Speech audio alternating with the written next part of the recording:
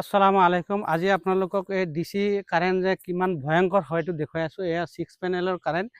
আপোনালোকে কেতিয়াবা মানে কিবা কাম কৰিলে আপোনাৰ হাতত যদি লাগি যায় কি হ'ব পাৰে, মই কাৰেণ্টটো দেখুৱাম কিমান ভয়ংকৰ কাৰেণ্ট ওলায়।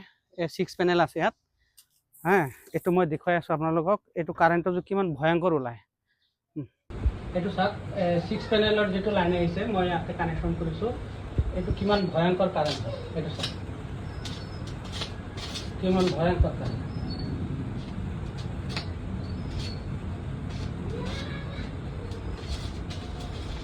আছে না, কিমান ভয়ংকৰ কাৰেন্ট। সেইকাৰণে আপোনালোকে এইটোত কেতিয়াবা হাত দিলে মানে অলপ ভিক্সত দিব, যাতে আপোনাৰ ক্ষতি নহয়।